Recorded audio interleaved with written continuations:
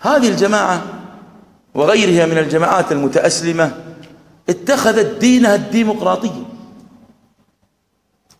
ويحثون الناس على هذا، ويقولون للناس إن الديمقراطية هي الإسلام، هي الشورى، حرية الرأي، التعبير عن الرأي. شعار الديمقراطية 3 أشياء: المساواة والعدل والحرية، والإسلام جاء بالمساواة والعدل والحرية، فالديمقراطية من دين الله. هكذا يدلسون على الناس، هكذا يلبسون على الناس، كالذي يقول أن اليهودية دين حقيقي ليس محرف من دين الله، لأن اليهود يعتقدون بإبراهيم نبي من أنبياء الله، ويعتقدون باليوم الآخر، ويعتقدون بالله، فاليهودية دين جيد. دجل في دجل.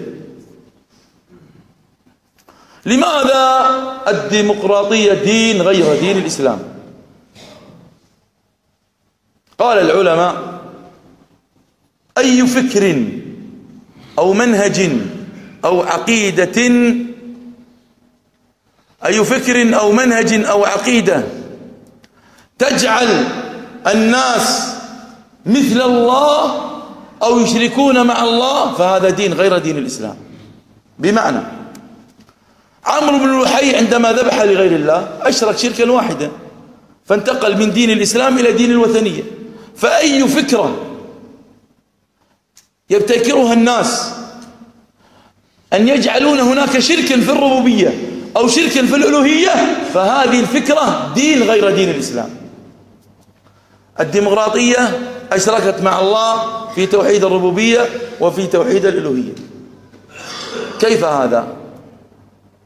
قلنا توحيد الربوبية أن يوحد العبد أفعال الله، ومن أفعال الله التشريع. التشريع في الأعراض والدماء والأموال والأنفس هذا حق ربنا جل وعلا. فتنص الديمقراطية فتقول أن التشريع المطلق في الأعراض والدماء والأموال والأنفس هو للناس وليس لله.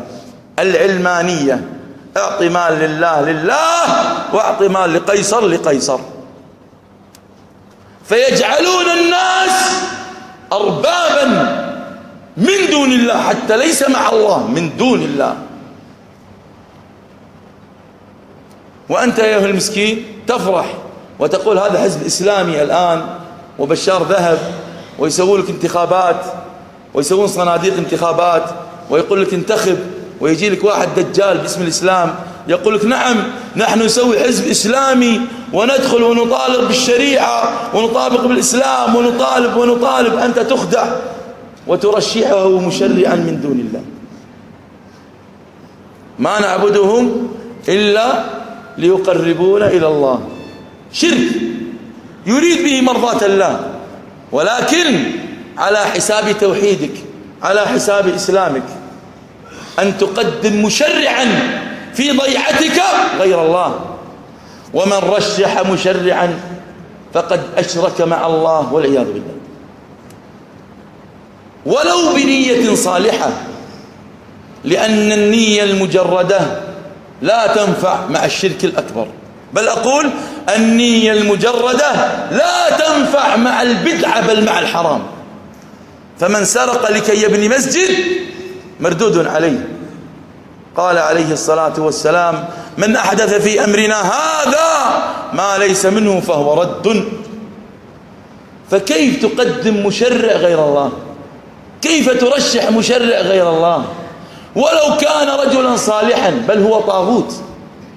هذا الذي يرشح نفسه مشرع هو بنفسه طاغوت، لأنه نازع الله بأحد خصائصه، والتشريع من خصائص الله من أفعال الله جل وعلا.